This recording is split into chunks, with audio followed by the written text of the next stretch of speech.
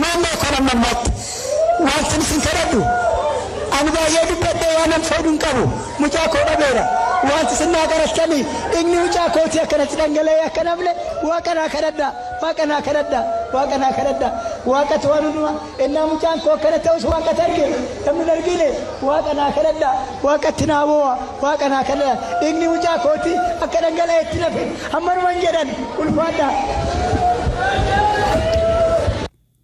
Hiriyaa waliin guddatan katee urgeessaa dammana waa'ee Hacaaluu Hundeessaa akkanaan ibseera. Oromoon goota isaa kabajaan awwaallachuu dadhabee gumaa isaa awwaallatti boru barbaadachuu dadhabee maqaa Oromootiin kabaja ilma Oromoodhaa dhowwisi. Dhiira gaafa jiraatan jibbanii reenfa isaa irratti ittiin sirban. Reenfa isaa jaalatame dhiira ilma Oromoodha. Reenfa isaatiin nagadatan. Inni hin duune Oromootu du'e kaayyoon Hacaaluudha huma jiraata yoomillee huma jiraata. Oromootu bade Oromoo du'e Oromoon ofiif haa ba'u ittiin daldaalamte garuu kanan na gaddisiisan. Haatiif abbaan bakka daraaraa kafamutti awwaalametti hambootti galee haa awwaalamu nuun jedhan. Mootummaan reenfa kana fudhatu otoo hin taane nuti hidhi kana waan beennuuf reenfi kun wajjin salphanna waan ta'eef eegumsa nuuf haa godhamuu nuti jedhu itti nama jala mureen. Kanaaf amma akkinni itti sirna awwaalchasaa akkaataan itti raawwatame kana akkamittiin ilaaltame maaltu ture mee awwaalcha irratti immoo waan jiru natti himi. Saba jedhamne lubbuun namaa bahe qaamni namaa hedhaate guyyaa har'aa immoo awwaalchasaa Istiidiyoomii Yuunivarsiitii Hambootti gaafa geessin bifa hin taaneetiin bifa Hacaaluutiin malleen hawaasa isaa biyyaa isaa hamza waan nagaddisiise jedhe boolla isaa qofforsiisee boolla isaatti biyya qofforsiisee biyya hawwaalamin ni jedha dhagaman hadha ganama deebisee qofforte Hacaaluu hojii eessatti hawwaalame bakka daraaraan kafaniitti hawwaalametti hawwaalamne taana iddii haadhiif abbaan moodidan eessatti hawwaalamuu qabatu. Ati wakka wajjin guddatte illee mana hidhaallee dararaa akka waliin argitan kanaan dura iyyaafannee turre Hacaaluun nama akkamiiti jettamee gabaabsiteeru. Hacaaluun hayyuudha Hacaaluun goota hayyu Hacaaluun hundatti beekaadha. Hacaaluun waan itti amanetti malee waan itti namannetti hin deemu. Hacaaluudhaan immoo kaayyoo isaa galmaan gahuudhaaf jarjaruu miiraan otoo hin taane qalbiidhaan tasgabbiidhaan haa deemnu.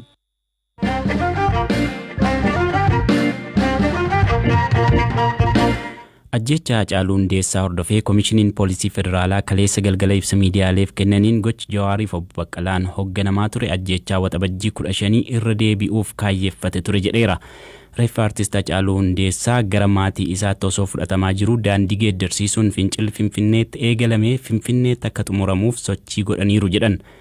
Ganama kanas obbo Jawaarii fi obbo Baqqalaan mana murtiitti dhiyaachuun isaanii gabaafameera. Haala obbo Jawaarii fi obbo Baqqalaan keessa jiran baruuf haadha warraa obbo Baqqalaa Garbaa Aadde Haannaa Raggaasaa Eliyaas Mulugeetaa bilbilaan haasofsiiseera. Aadde Haannaan eessa buuteen ijoollee isaanii lamaa akka isaan yaaddessee fi jarri abukaatoollee akka hin qabne nutti himaniiru. Aadaa Oromoo gaafa gaanii jedhanii daqiiqaa muraasa booda warri makalaakaa dhufanii reeffa fudhachuu qabnaa jedhan. Isaan waa tokkotti ittiin hin jenne fudhatanii sokkanii isaan kan immoo yeroo sana to'annaa jala galchanii ijoolleen keenya fi kan warri yeroo wajjiniin turan akkuma sanaan marfamanii to'annaa jala galan. Ijoollee kan immoo ammarraatti kan si dhibuu Baqqaleellee agarreerraa har'as immoo manni sakatta'amaa ture yeroo manni sakatta'amaa turetti har'as Baqqalee argineerraa mana murtiitti irra geessanii kallattiidhumaan immoo gara manaa dhufanii mana sakatta'anii Baqqalee argineerra. Ijoollee kana gara ammaatti ija isaanii nagarre nu maaliif akka isaan jiranitti nagarre sababa maalitti akka isaan hidhamanis hin beeknu.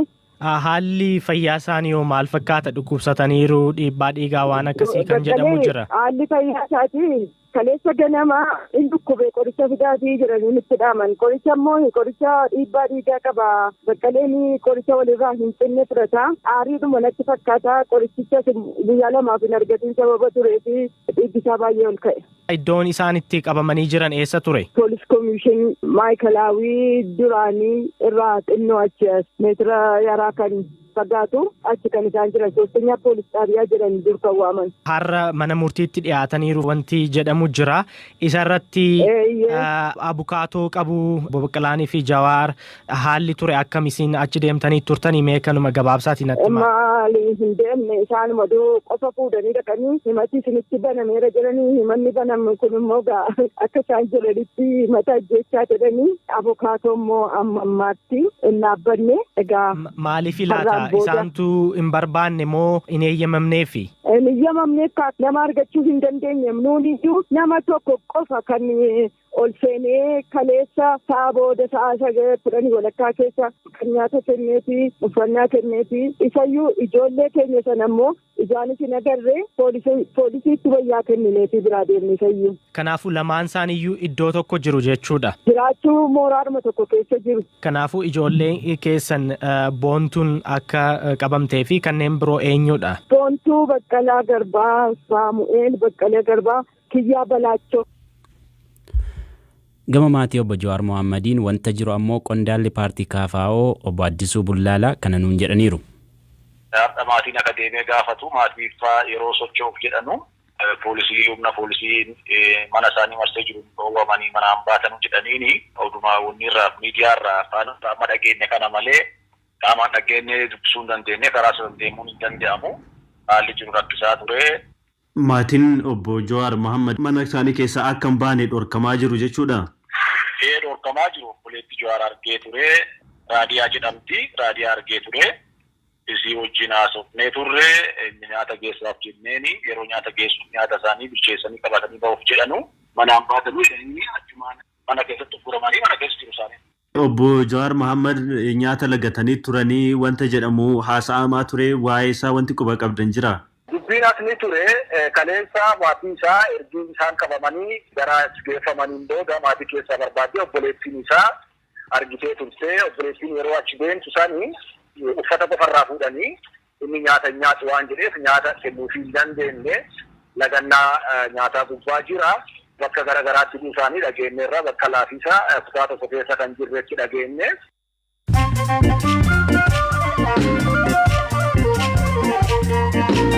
BBC Afaan Oromoo dhaggeeffataa jirtu ammoo oduu gaggabaaboon isinitti hima. Ameerikaatti guyyaa tokkotti namoonni 53 ta'an koronaa vaayirasiin qabaman haga yoonaatti namoonni miiliyoona 2.7 ta'an Ameerikaatti vaayirasichaan kan qabaman yoo ta'u 128 ka ta'an ammoo lubbuu dhabaniiru.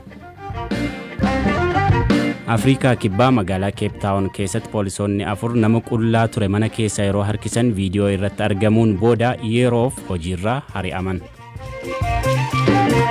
Mootummaan naannoo Oromiyaa weellisaa Hacaluu Hundeessaaf siidaa yaadannoo magaalaa Finfinneetti ni ijaarsa jedhee pirezidaantii Shimallis Abdiisaa Hacaluun Ambootti awwaalamus siidaan isaa Finfinneetti ni dhaabbata jedhaniiru oduun kanuma.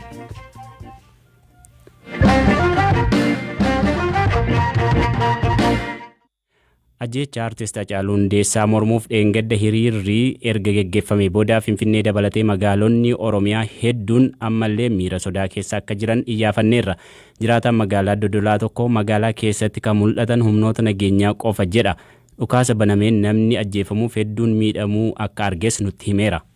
Uummata baay'ee miidhaa turanii weellisaa Maamush Mandoo jedhamu ganda gannataa irraa sunis kan nafseen isaa dabarteerti gara bariisaa irraa gara nama 4 kan nafsee isaa duute jedhamu tulluu alaawwansoo irraallee nama 2 kan du'eetiin jiru sarreeffa isaa baatanii gara tulluu deemaa jiran arras haalli hiriiraa sun baay'inaan ijoollee waan addaan battananii jiraniif akka hiriira ba'anii hin jiru wanta waraana bichatu tuqqii dhageessisu jira jarri gabbaanii hin jiru. Hoogganaa waajjira kominikeeshinii magaalaa Dodolaa obbo Jaafar gaafannee akkas nuun jedhan.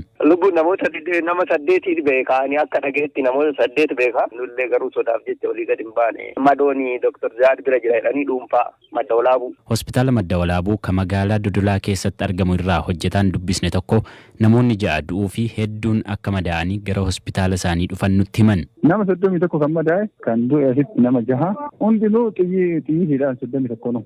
Amma kaciisanii asitti hodhanamaa jiru. Alatti illee namoonni baay'ee miidhamee asin dhufin illee jira jedhamee haasa'ama. Gama kaaniin magaalaa Shaashamannee keessa sochiin uummataa kamuu akka hin jirree fi magaalattiin raayyaa ittisa biyyaan dhuunfatamtee akka jirtu jiraataan magaalattii tokko akka naannutti himaniiru. Gadi bahaniis karaan itti deeman hedduu ulfaataa ture. Haalli magaalaa keessaa guyyaa lamaan kana ulfaataa ture. Adda gara galgalaa kana makalaakaanii fi warroonni magaalaa keessa kan jiran kunniin doozariin karaa bansiisaa jiru. Dargaggeessi illee deebi'ee cufaa hedduu sochiin hin jiru. Nullee amma manuma jirra. Qabeenyi hedduunis waan manca'ee jiruuf karaaleen asfaaltii kunniin hundi isaanii waraanni qubatee jira. Kanatu jira magaalaa keessa. Wantoonni babarreeffaman tokko Shaashamanneen to'annoo qeerroo jara jirti waan akkasiitu odeeffama. Gama kanaan amma erga hiriira dheengaddaatii wanti ta'e jira. uummanni akkuma guyyaa hiriira guddichaa sanitti waan dhangala'ee waan dhufeef qabeenya hedduus mancaasuu miira isaallee agarsiifatuun kun ture. Qabatamatti garuu san booda qeerroon kontirool godhee qeerroo torka qaba kan jedhu kun ammoo odeeffannoo sobaa akka ta'e isin mirkaneessuu barbaada. Odeessa keenya sadhumaatiin wiixata darbee lubbuun isaa akka dabartee artist Hacaaluu Hundeessaa har'a sirni awwaalcha isaa magaalaa Ambootti raawwatameera. Sirboota isaan beekamuun alatti namoota itti dhiyaataniin akkamiin yaadatama ka jedhuuf waahila isaa akka ta'e artist Habtaamuu Lamuu dubbisneerra. Hacaaluun siif maali? Akkamiin wal bartan? Gaaffii jedhu deebisuun eegala. Eliyaas Mulugeetaatu dubbise.